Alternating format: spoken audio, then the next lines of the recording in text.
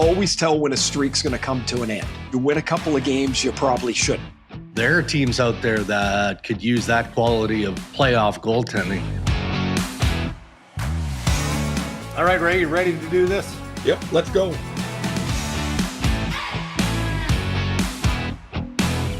Powered by Red Media in partnership with TSN, it is season 7 of the Ray and Dregs Hockey Podcast, the playoff edition, presented by our title sponsor, Tim Hortons. The Tim's NHL Hockey Challenge is back with a Stanley Cup Playoffs edition. Only in the Tim Hortons app. You can play for free with a chance to win daily prizes for picking players who you think will score. Plus, there's an exciting grand prize of $5,000. And Canadians, you can also try to keep a 7-day streak alive and win a free coffee or tea for a week. Check it out in the Tim Hortons app. And there you are, Ray Ferraro, on the road in round 2 of the Stanley Cup playoffs. So you focused on Carolina, Philly for now, or what's your main series? Well, right now I've got a couple of days off. Again, I've told you about like how the schedule just kind of is so different now. So I did 1 and 2 of Carolina. I'm off until games 3 and 4 in Montreal, which I'm really looking forward to. And, so good. First, going to be a great series, I believe. And getting to go to Montreal is always great. I don't do many games there, and looking forward to it. And so I got 4 or 5 days off. I'm not going home. I'm going to Chicago those two because it's family and all of this, and it's so that time of year where the Renados and the Ferreros all come together in Chicago. It happens like 2-3 times a year. Yeah, this one also has a twist. Is that Riley, who's at Penn State, because of the way things worked at Penn State, he's now in the transfer portal, and he's going to look at a couple of schools in the area of Chicago. And so nice.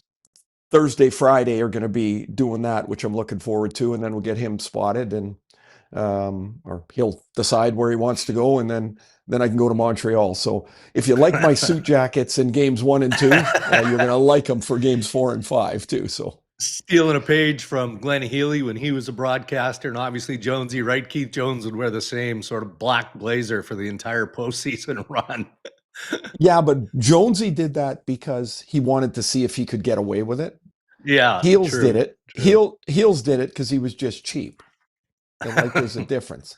And his clothes would not wrinkle. Glenn Healy could wear a suit, ball it up, put it under the shower, and it would still be fine. I don't know what material it was made out of, but I think he's gotten better over time. Lots of news to get to in the Canadian Brewhouse headlines. And then, of course, we'll tackle the playoffs and what happened last night. Look ahead to the Montreal-Buffalo series. But before we do any of that, just a shout out to our colleague, Renaud Lavoie from TV. I don't know if you saw it or not, Ray, but he actually had what was first described as a medical emergency on the weekend. And I think it happened Friday. But he's since publicized that he had a couple of strokes. Thankfully, he got quick medical attention, and as he's acknowledged publicly, he's doing okay. He's doing okay. And, he gave a shout out to the hospital and the care facility that, he was taken to. But, again, we're all reminded. I did not see that, man. Yeah. Oh, man. Yeah, it just kind of surfaced in the last day or two. And then I think that there's more from Renaud specifically in his personal account of what went down. So, Good. He's a good dude. I've traveled a lot with Renaud over the years. Yep. In his coverage of the Montreal Canadiens, but NHL general managers meeting. So if he's listening or, a fan of the Ray and Dregs podcast, then best to Renaud, he seems like he's in good spirits and recovering the way that you'd hope he would. Okay, let's get to some of that news in the Canadian Brewhouse headlines. Hey, real fans know the move, and that's arrive early to the Canadian Brewhouse. Happy hour runs Monday to Saturday, 2 p.m. to 6 p.m. Skip the couch, hit the Canadian Brewhouse, your home for every puck drop, every goal, and every cheer. This hockey season, their house is your arena. Okay, we will get to playoff action because there's a lot of it, and there's some bizarre stuff happening in the early goings here of round 2. But I think that the headline grabber at least in Toronto, is of course the goings on around the Toronto Maple Leafs. Okay. And I know you were on overdrive on Monday night and you talked extensively of now the infamous media availability of Keith Pelley, the head of MLSE, John Chayka, the newly minted GM of the Toronto Maple Leafs, and Mats Sundin, who was officially introduced as the executive vice president of hockey operations. We'll say that. But first, Ray, great read in The Athletic that was posted last night, and I read this morning, penned by Chris Johnston, our colleague at TSN, questioning Auston Matthews' future with the Toronto Maple Leafs. Now, there's sourcing in this. It's not opinion. It's sourced. He specifically states that Auston Matthews needs to see roster improvement and work done by new general manager John Chayka before deciding on his commitment next season. Now, Matthews has 2 years remaining on his contract. So we're talking about the earliest now of mid-July before Auston Matthews says, yep, I'm in. And I guess the flip side would be if he doesn't see what he needs to see in improvement of that roster, he could go to Leafs management and say, I'm just telling you right now, I'm not going to extend in 2 years. So if you want to expedite the process, I have a full no move. Let's have those conversations of the potential of trade. That's how it reads to me. So another layer of pressure on the brass of the Toronto Maple Leafs. Well, the first couple of days as GM have not been too easy for John Chayka and by extension Keith Pelley, and I'm still unsure what Mats Sundin's going to be doing there. Like I mean, I don't know if you have any clarity on that. He didn't. I don't really know. So, but the hockey decisions, it seems, are all going through Chayka, and that middle of July sounds like a long time, but it really isn't, because there's like what are you going to do between now and June 30th, really, before the draft? And I mean, if a player goes to a team and says, I don't want to be here anymore, it's like people were angry with Quinn Hughes, but it would be the same as if a team went to a player with a no trade and said, hey, we'd like to explore moving you. It's just in inverse, right?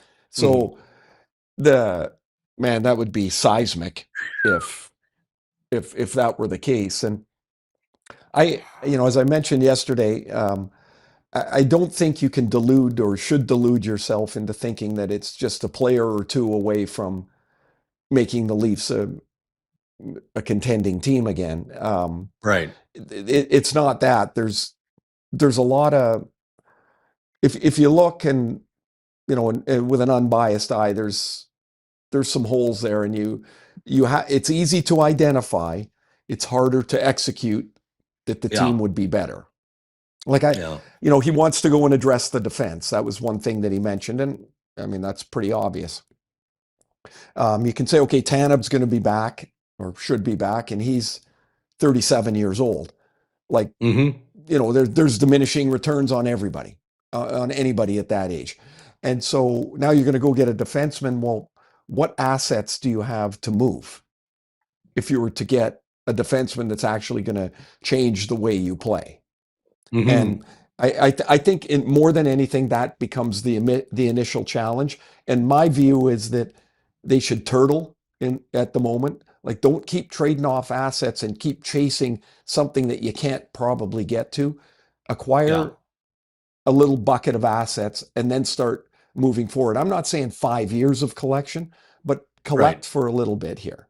And that, I mean, look, they don't have first round picks. They don't have a bunch of young guys that they can move for maybe more ready players, or they can compete for jobs.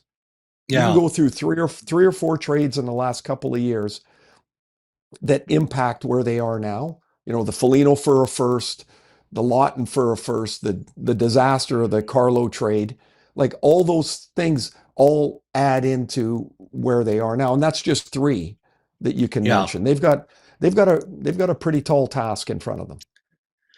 It was another awkward media availability, I would say, for the Toronto Maple Leafs, and awkward in a number of different ways. I mean, you Mhm. ask about Mats Sundin. I'm told that 90% of his day workload is saddled shoulder to shoulder with John Chayka, giving him his thoughts on specific players, what roster improvement is needed, his view on maybe players in play from other clubs as you're engaging in trade negotiations and discussions and all of that.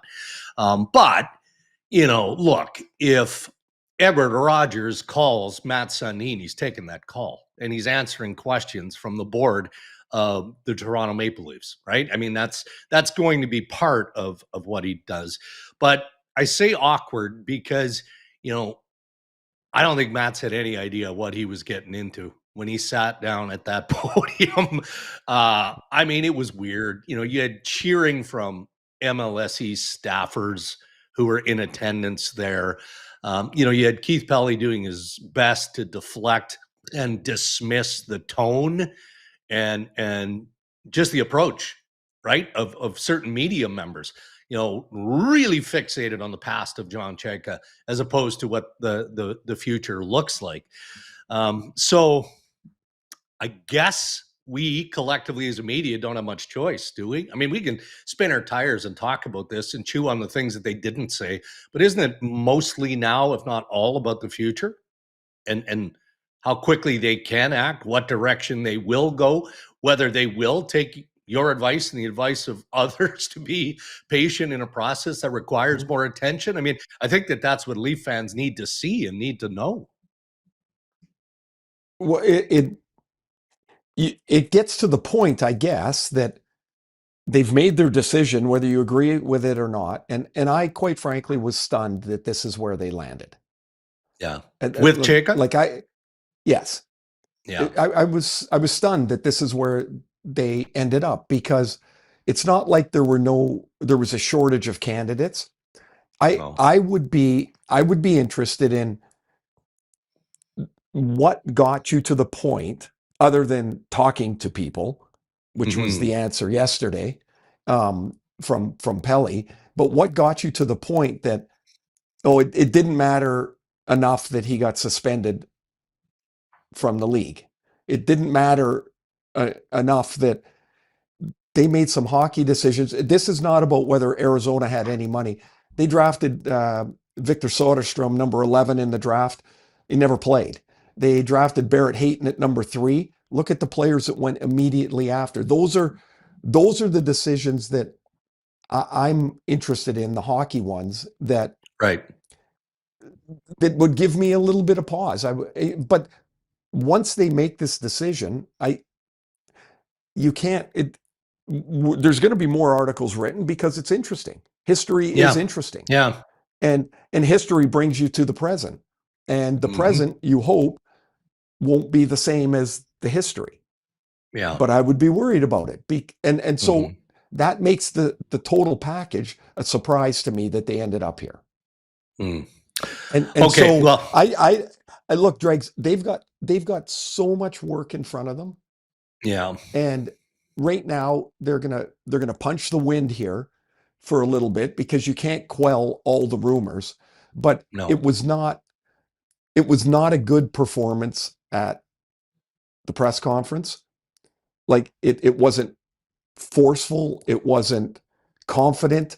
It was, well, whatever the opposite of those two things are. That's what it was. Yeah. And that tone starts with Pelley. Like, he's the guy doing the talking. And and I would say that was a fumble yesterday. Agreed. Well, and there'll be more to come. We know this, right? So, for now, we'll allow the work and the actions of John Chayka and changes potentially that are coming. It doesn't sound like he has any interest in a new head coach. And maybe that's because, at least in Craig Berube, they have a voice of experience, right? Chayka's going to have to go to Berube and go, okay, well, what do you think of Max Domi as a player? What do you think of Matthias Mitchell? Go down the list of all these players, because he won't have that knowledge. Mats Sundin doesn't have that knowledge other than what he sees on TV. right? Okay, so here I was talking to my son Landon, who played in Europe for 4 years, and he said when he left North America, like there was no NHL job. He went to Europe. He was there for 4 years. When he came back, it was a completely different league, right? Like, and he knew all or most of the players because he was playing against them, right? He was playing in the American League or the Right. NHL, Yeah. and then he went to Europe and he came back. He's like, everything was different. Yeah. The style of play, where some of the players were, where some of the younger players were. Mats Sundin's been gone for a long, long time. It's going to take time for him to catch up, and I don't mean a month. It's going to take some time to get a handle Yeah. on the entirety of what that job is supposed to be about. Yeah. And look, I mean, from a culture perspective too, and we will move on here. There's other stuff to talk about, but of course, every player in that room associated with the Toronto Maple Leafs has nothing but respect for the history of Mats Sundin as a beloved former captain. Beyond that, it's not going to matter. I mean, He's not some of the playing. best, he's not playing. Some of the best players historically will go into dressing rooms. These young guys, they you know who they are. But you know, if Mats comes in and wags his finger at William Nylander, is that going to matter to Willie? It's not going to matter to No. Willie. Like he's just I'll going to go, give yeah, you. okay, whatever. Look, I'm around the players quite a bit, and Yeah. certainly I was not Matt Sundin, but I had a good career, and Yeah. and I've been doing this for 20 plus years. I can't tell you how many players have said to me, literally, "You scored 400 goals." Like they had no idea.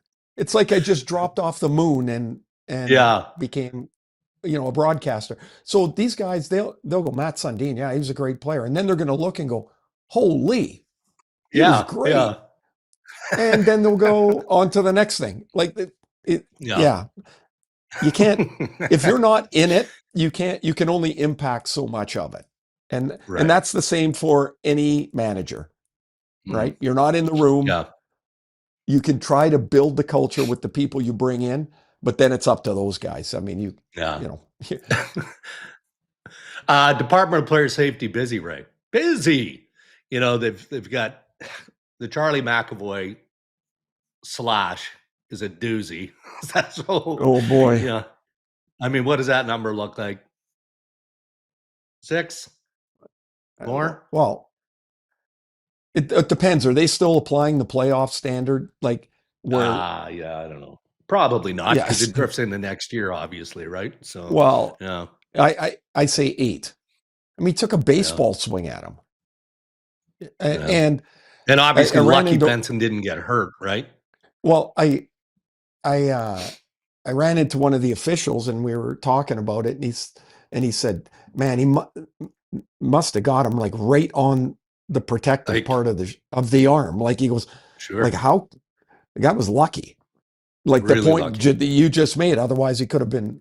You break a guy's arm. I'm going to say 8. Yeah. I thought Greg would be in the 3 range, Yeah. and he got a couple, but So 2 is soft on Ridley? I just mean, it thought was it a was sucker 3. punch. That's what it was, right? Yeah. It was a sucker Yeah, punch. yeah. I mean, how else do you describe I, it? I don't know how many you can cross reference. I mean, there's not Yeah. many of those, but Right. I just had in my head 3's been suspended before, and Yeah.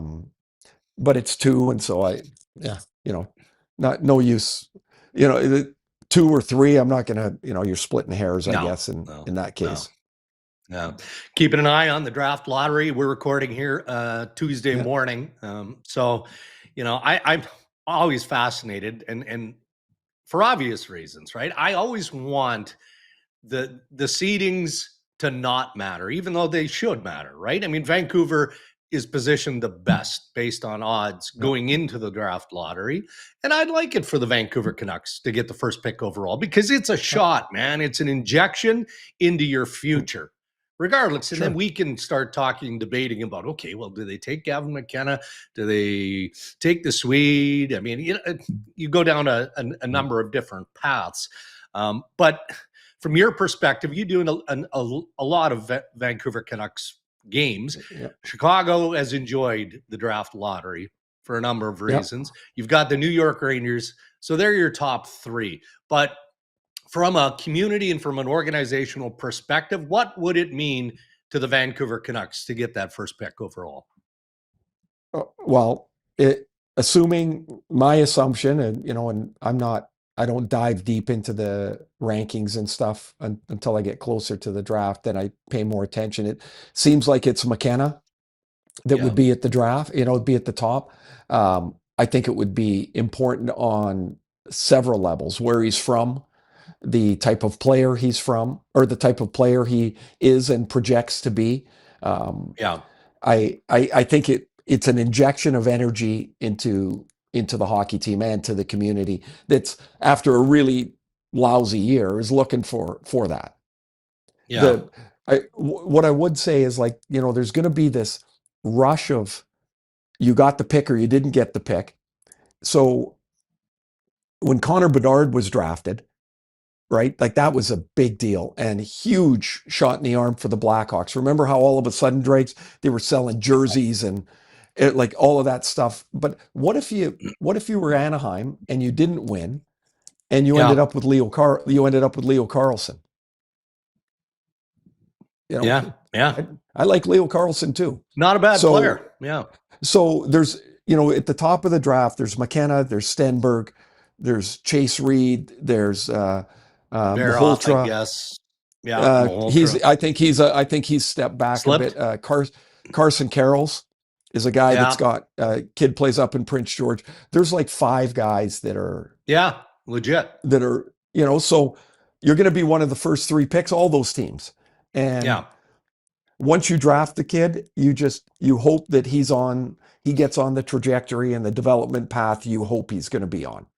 Right? That's what it comes for. But I just wish the lottery had a little more zip instead of being a numbers contest. I don't know how you would do it, right? Like when I read, you get 185 chances out of 1,000, and then the numbers start, like, there's some board out I saw, but I quickly went past it.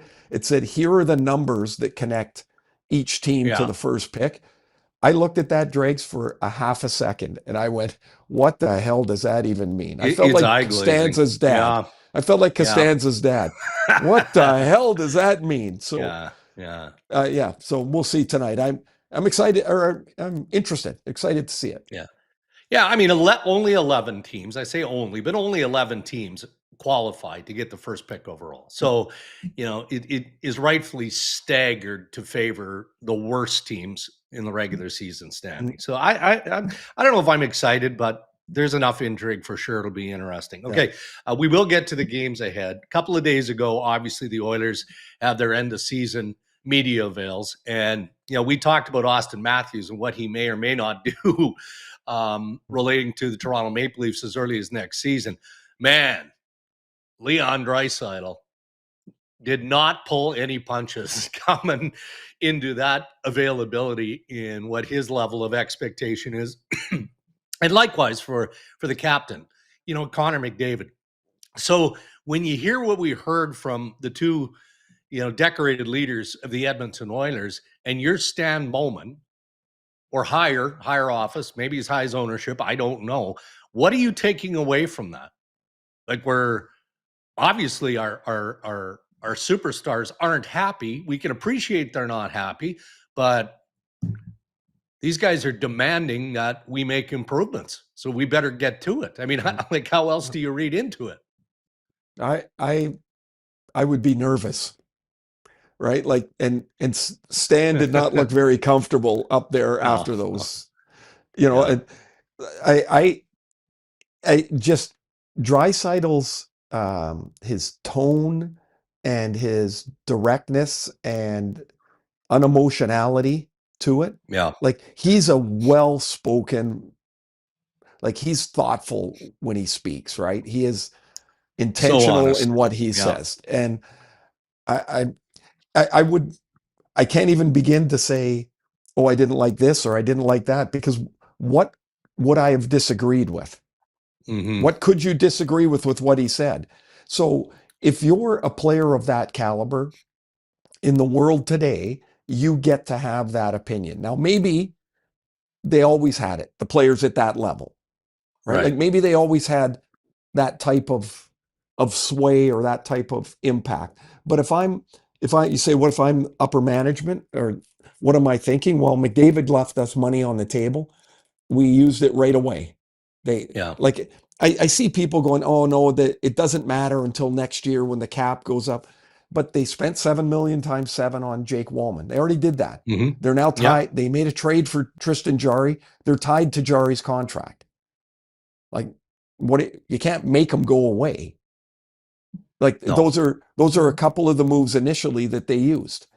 And so it is, you'll get healthier, and of course that's going to matter.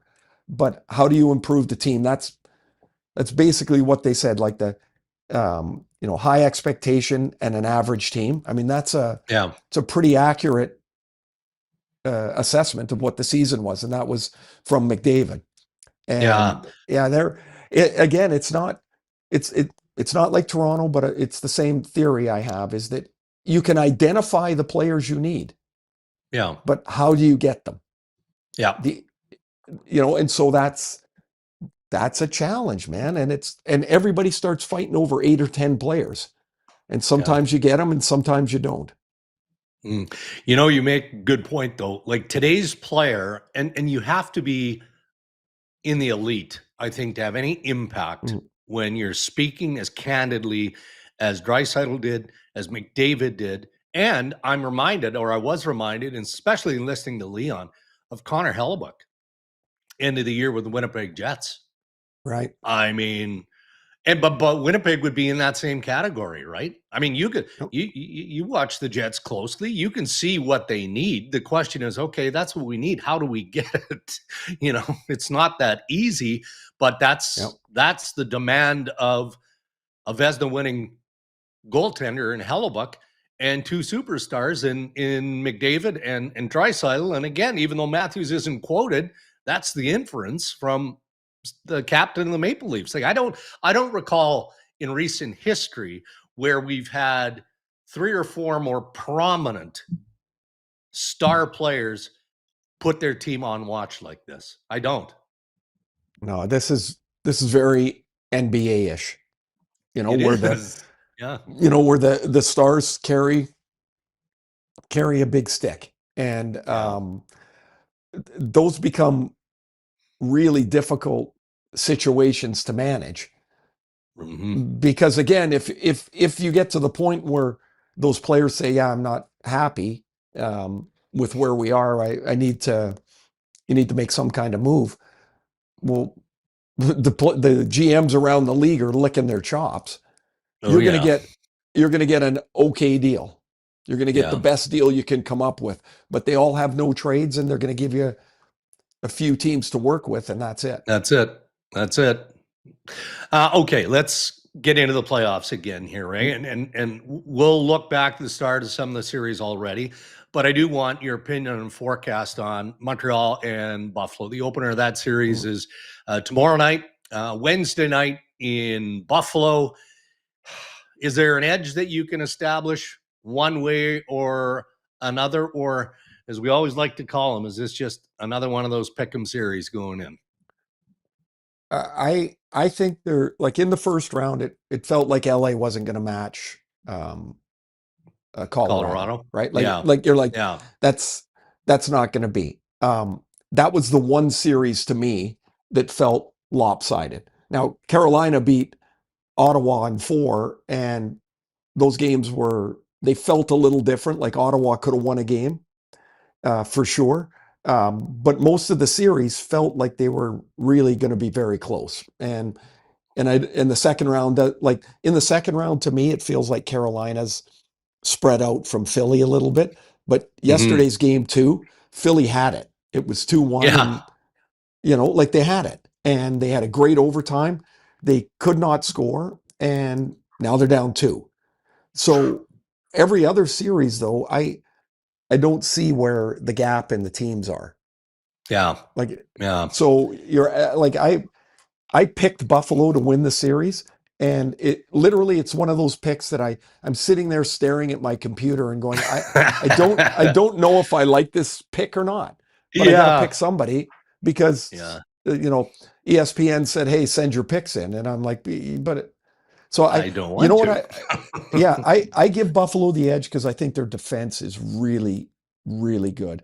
Their top four, Byram, Power, Samuelson, Dahlin, they're big and mobile and they can defend. They get up in the rush. I just give them that group a little bit of an edge.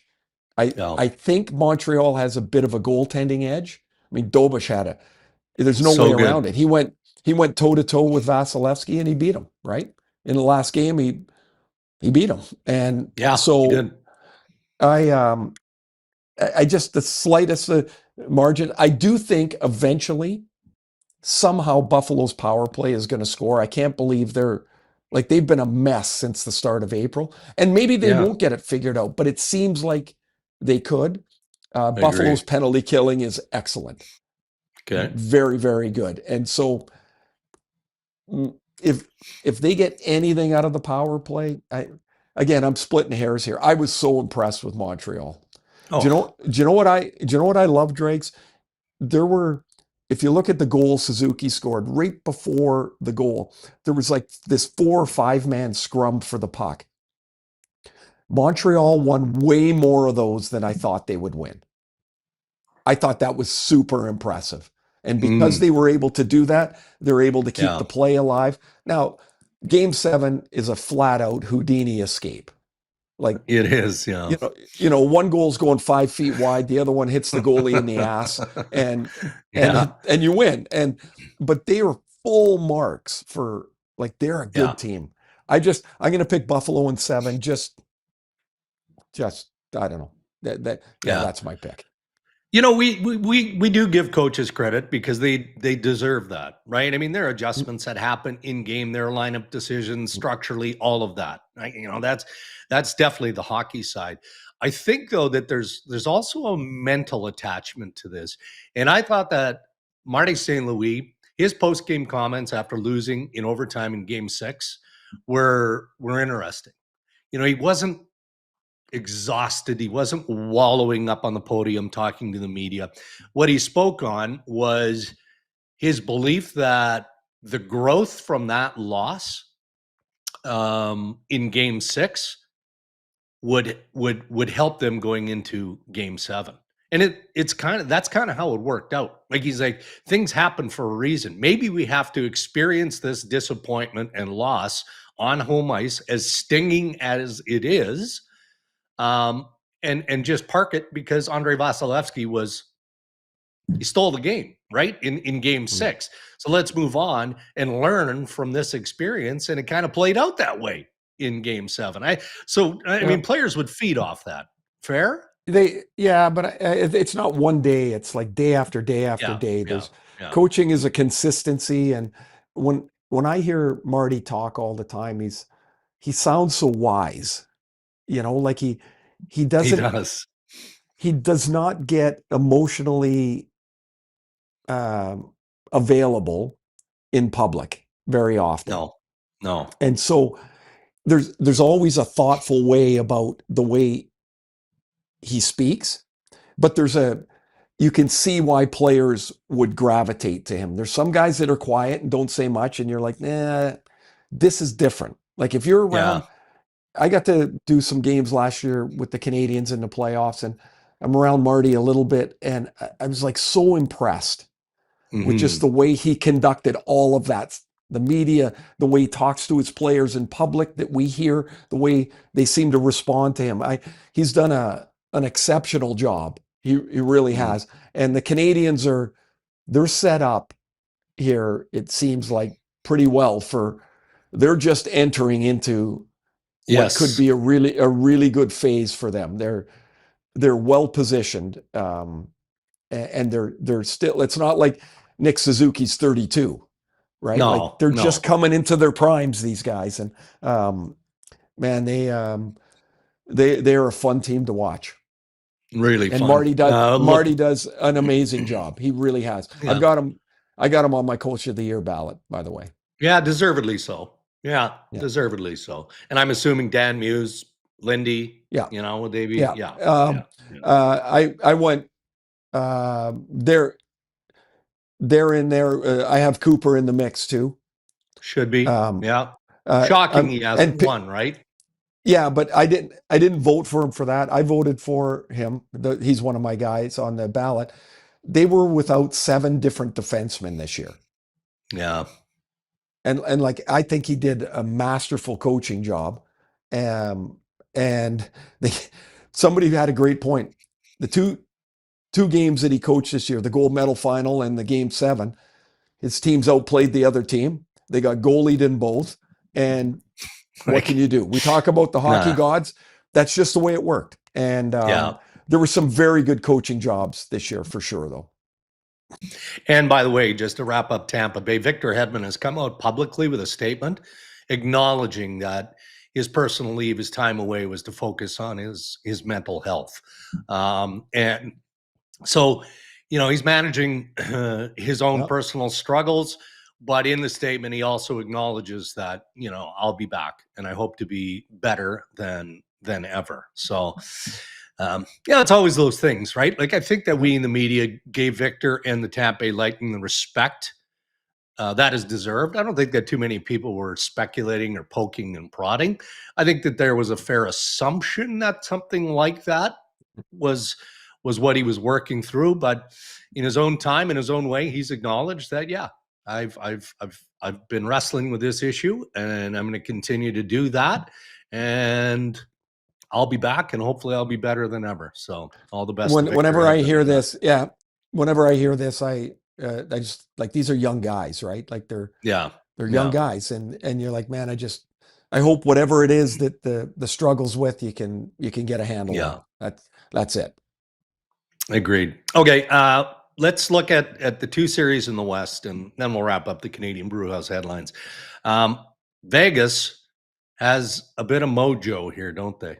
Again, the series is far from over against the Ducks, but it does have that. Marner is back online. He came alive late in the series in the opening round against Utah, but he's got some swagger to his game now, right? And that experience that you've often talked about in Vegas is starting to show.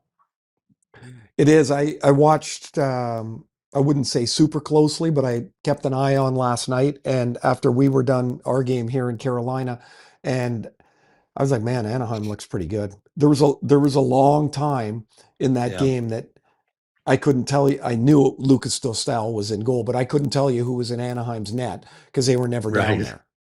And they tie the game 1-1. There's the icing that should have been called that helps lead itself to. There's so many calls that are under scrutiny because the intensity of every play.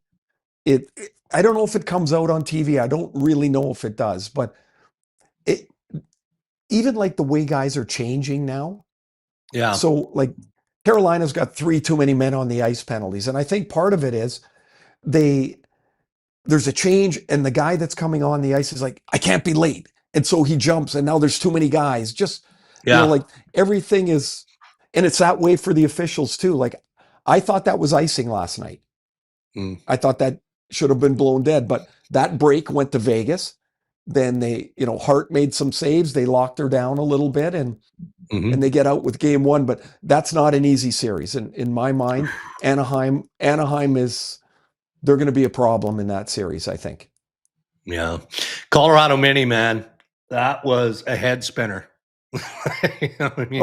Well, 15 goals in a playoff game around 2.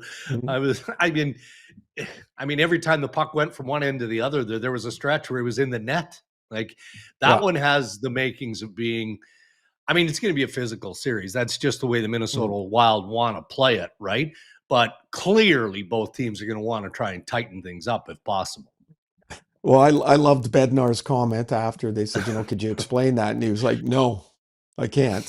Like I'd like to. There's no answer. And so in that night, it is amazing the same sport can be played two different ways. So Game 7 in Tampa, Montreal wins with 9 shots. They drop the puck in Colorado, and the Avalanche score 9 goals. It's to me. I was on a plane. I'm watching it on my phone, and I'm like, this is hilarious. This is hilarious. It's like a preseason game with really good players. It was. And if both goalies had like a .950 save percentage in the first round, and every time you saw one of them, they were fishing the puck out of the net. Like, what a wild game. I would suspect Game 2 will be much, much different. Yeah. I'm sure the coaches and the players would like it to be different. I mean, that was crazy. It was. All right, those are your headlines. Thank you to the Canadian Brewhouse. We don't have Zuby. Chris Sabunia is taking a bit of a break. Well deserved, I should add. Yeah, the boy Zuby. But that's fine. That's fine. We still have plenty of ammunition to get through the Tim's Hockey Challenge, which is kind of a big deal now, Ray, because we're into the second round, and obviously it is a playoff edition. And as we talked about last week on the podcast, selecting the players you think are going to score seems to get more difficult with so few teams. It shouldn't really, though, should it? I mean, it's playoff hockey, so I can appreciate that. But you're still looking at the 3 buckets. You know, if you go into the Tim Hortons app, there are the 3 buckets. It's easy to join. It's fun, but you're still picking the best of the best from the teams that are playing that night. It shouldn't be as hard as we're making it look. Yeah, but in the season, you can go, oh man, that team's playing really lousy. I'm going to pick somebody that's playing against them. And that doesn't work that way in the playoffs. And the options feel tighter. They really do. So do you subscribe? And look, by the way, you and I both last Thursday had Maverick Bork, right? Yep. 1 for 3. So you and I both went 1 for 3. So what did Ryan's total come in? Did Ryan's total 0. come in? A 0. Oh, 0. Okay. Yeah. You got to admire his consistency. It's amazing. Yeah. Zuby went 2 for 3 though last Thursday, so he kicked us. So he's got 3 points total now. How about Zuby's feeling his confidence? He right away he's like, oh, there's one, and he puts out the guy's name, and then he puts another. Like he's making sure we're aware of his success. He had Quinn Hughes and Vasily Podkolzin, who both scored. He also had Mikko Rantanen, who did not. I think I had Mikko Rantanen and didn't take advantage of that either. So anyway, Zuby's leading the pack with 3. You and I are at 1, and sadly, Ryan Rishaug is over right now. So that's where he is. Tomorrow's tomorrow's another day. It is. We have to make our selections today. I haven't done that yet. Have you made your selections already? Nope. Okay. Nope. All right. Well, don't forget because we'll have to revisit this later. By the way, I've got my Delta pen that you got. And I'm just writing down here, Tim Hortons picks. Challenge. There we go. Yeah. Right. Got it. All right. So anything planned for the off day or not so much? Yeah, flying to Chicago. Yeah. Okay. Yeah, there you go. And then actually dinner. I'm going to have dinner with Donnie Granado, who's headed on his way to Europe in the next week to coach Team USA at the World Championships. And so catch a visit there, watch the games tonight, watch the lottery. And then, there's one of the off days. So just waiting to get to Thursday, and then I'll be flying back home Thursday night. All right, buddy. Well, safe travels. travels. You got your FootJoy hoodie on. I see that. I do. Looks sharp. I haven't played yet. The courses are open here. Coolish. Weather started to smarten up yesterday. It was like 17 degrees. Would have been nice. That's a good day. I need somebody to organize. That's my problem. I'm not the guy that books the tee times. I need people to do this, and then I get the invite, and I'm like, yay or nay. And unfortunately, I just don't have enough good friends that'll do that, or just don't want me to play with them, one of the two. So that's the way it is. But I will play. You're right. We've got the draft lottery tonight, so that'll occupy my evening, and then back in studio for the Hot Zone tomorrow post game Hot Montreal. zone. There you The go. Hot Yep, Zone on YouTube. Yeah. Okay, buddy. Well, Safe have a travels. good couple of days. Everybody, thanks for listening. Enjoy the playoffs. Talk to you soon. Yes. And thank you to our sponsors who continue to support the Ray and Dregs Hockey Podcast. Our title sponsor, Tim Hortons. Thank you. And thank you to the Canadian Brew House. Enjoy the playoffs and stay safe, everybody.